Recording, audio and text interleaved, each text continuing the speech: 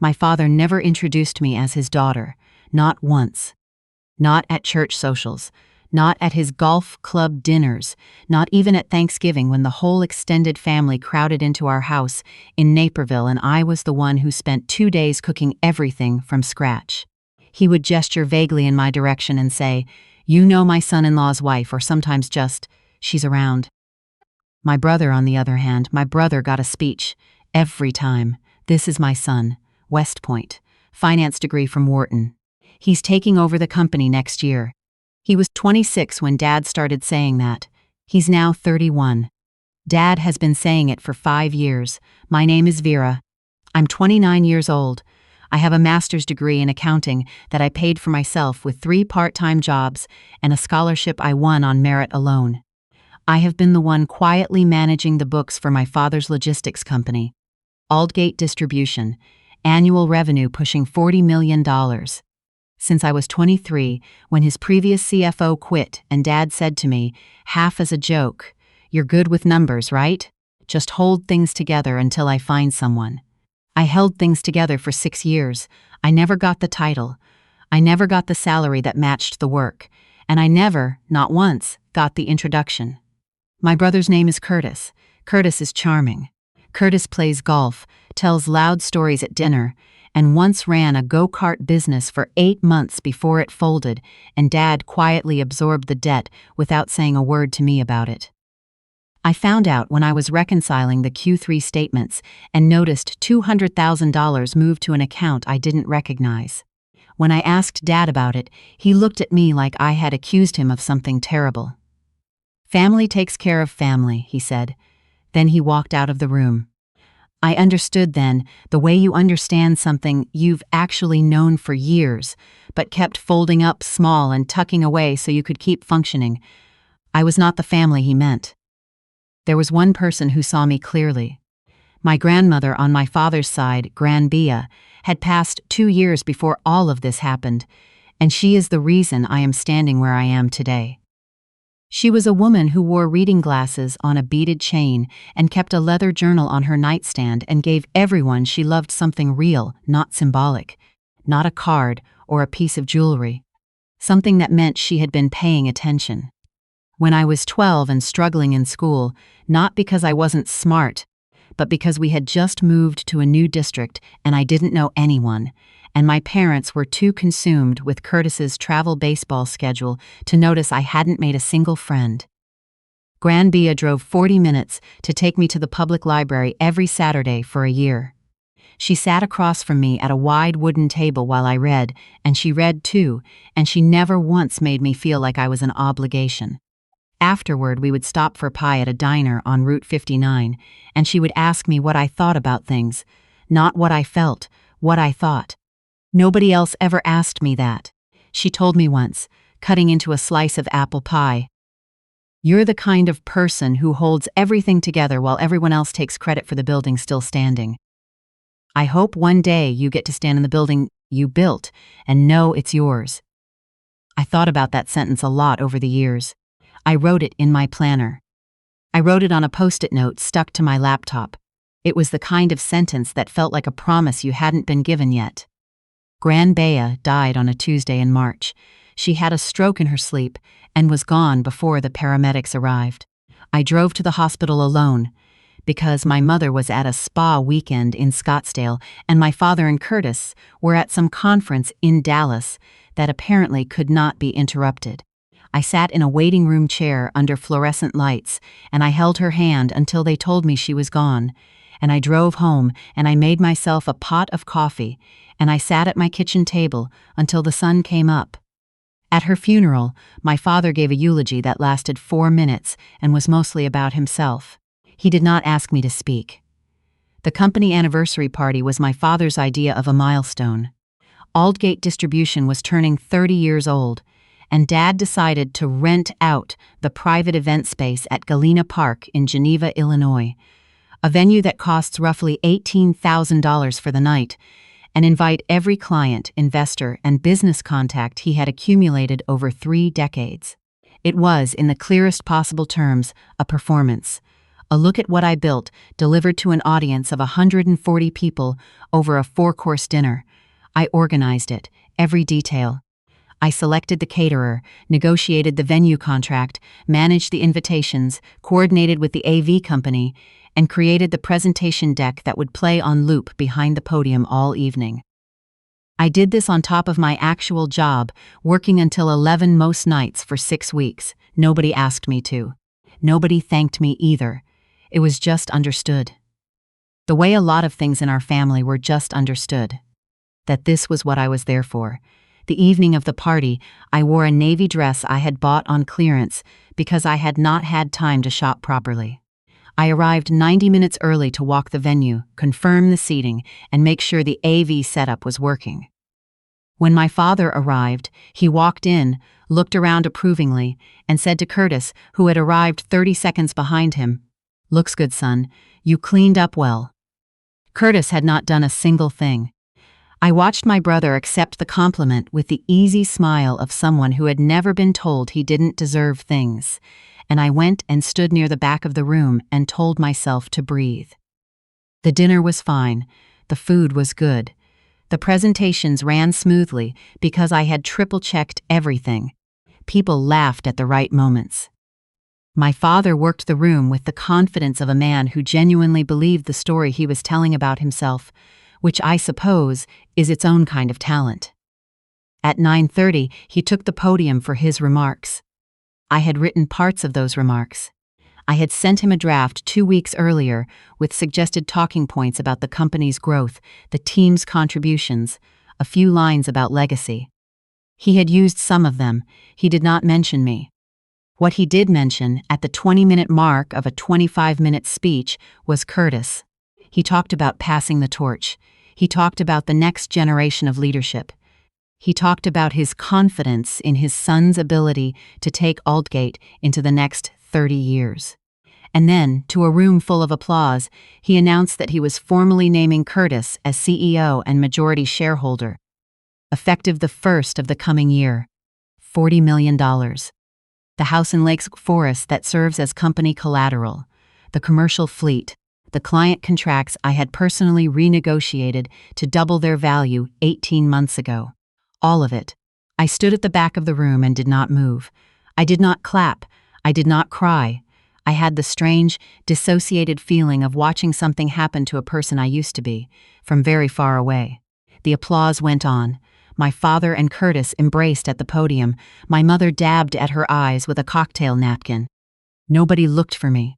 I went to the restroom and stood at the sink and ran cold water over my wrists. Something I have done since I was a teenager when I needed to slow my heart rate, and I looked at myself in the mirror under the harsh bathroom lights, and I thought about what Gran Bea had said to me at that diner in 1998. "I hope one day you get to stand in the building you built and know it's yours." I thought, that building is not mine. I built it, and it is not mine. I dried my hands and walked back out.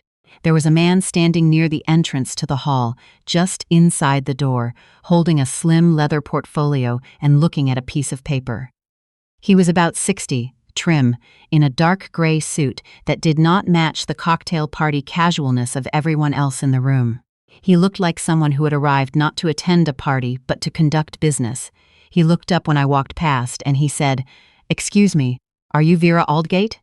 I stopped. "Vera Calloway," I said. "Aldgate is my maiden name. I go by my married name now." A reflex. My husband and I had separated 8 months earlier, amicably, and I was in the process of legally returning to my maiden name, but the habit of the correction was still there. He nodded as if this was information he already had. "My name is Douglas Hart," he said. "I'm an attorney. I was a colleague of your grandmother's estate attorney, Gerald Foss, who passed away last year. I've been trying to reach you for some time." I stared at him.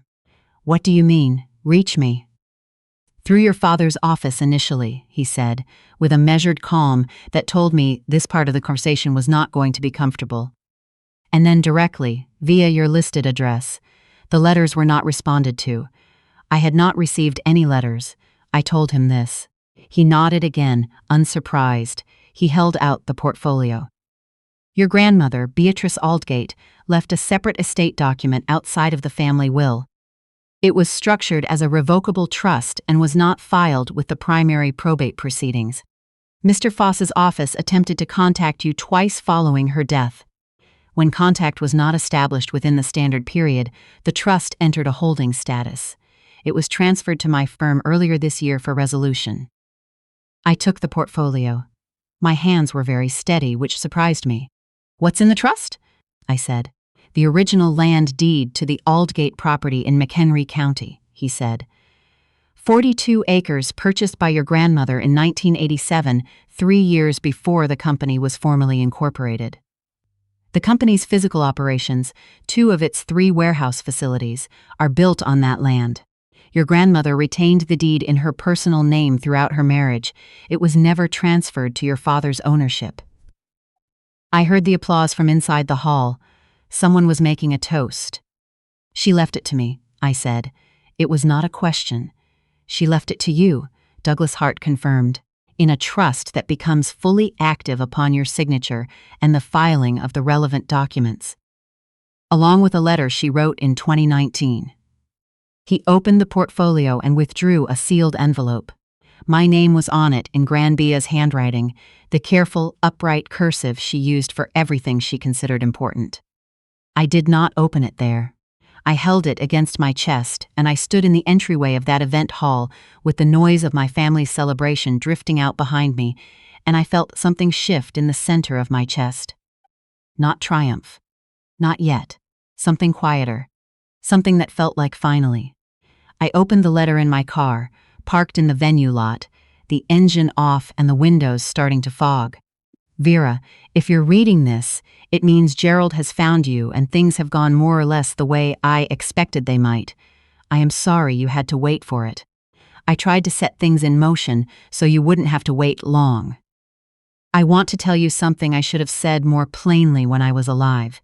You have always been the one who kept this family's foundation from crumbling, not because you were obligated to, but because it is simply who you are. I watched your father take that for granted every year you were in that office. I watched your mother look past you at dinners. I watched your brother accept the credit with both hands. And I sat with that for a long time, and I thought about what I could do. This is what I could do. The land was always mine. Your grandfather and I purchased it together, but I made sure the title stayed in my name, because I was paying attention even back then to how things had a way of slipping away from women in this family. I thought one day it might matter. I was right. You are not obligated to do anything with it. Sell it. Negotiate. Hold it. That is your business, and I trust your judgment more than I have ever trusted anyone else's. But I want you to know that I saw you. I always saw you. And I want you to know that when your father talks about what he built, the ground it is standing on was always yours. The building was always yours, my girl. All my love, Gran Bay read it twice. Then I folded it carefully along its original creases and put it back in the envelope and sat for a long time in the dark. I retained Douglas Hart 2 days later. I also retained my own attorney, a woman named Patricia Solis, who had been recommended to me by a colleague and who had a reputation for being very good and not particularly warm, which was exactly what I needed. The situation, Patricia explained to me over black coffee in her downtown Chicago office, was straightforward. The trust was valid and properly documented. The deed transfer was legal and uncontested. What was not straightforward was the practical reality of what it meant. 2 of Aldgate Distribution's 3 warehouse facilities sat on 42 acres of land that was now legally mine. My father did not own it, had never owned it, had been operating on it for 30 years under an informal arrangement with his own mother that had never been formalized into any kind of lease or easement agreement, because she had never pressed the issue and he had never thought to ask. "He assumed," Patricia said flatly. "He's always assumes," I said. She looked at me with something close to professional appreciation. "That's his problem now." I did not call my father before filing. I know some people will say that was cruel, that I should have given him the chance to respond privately, to work something out between ourselves before it became a legal matter. But I thought about 6 years of working without a title or a fair salary. I thought about $200,000 quietly absorbed to cover my brother's failed venture. I thought about a 4-minute eulogy at my grandmother's funeral. I thought about a room full of applause that I had built from nothing, celebrating a succession I was never going to be part of. I filed on a Thursday. My father found out on Friday, when his own business attorney called him. He called me 4 times that day. I let it go to voicemail. His messages moved, in order, from confused to demanding to what I can only describe as the specific kind of anger that comes from realizing you have underestimated someone for a very long time. On Saturday morning, he came to my apartment. I opened the door because I had been expecting him. He stood in my doorway and he looked at me the way he had never quite looked at me before. Like he was seeing something that didn't fit the picture he had been carrying around for 29 years, and he said, "What are you doing?" "Exactly what Granbia wanted me to do," I said. "Come in if you want to talk." He came in. He sat down. He was not the same man who had stood at that podium 2 nights earlier. He was older, somehow, smaller. We talked for 2 hours. I will not recount all of it.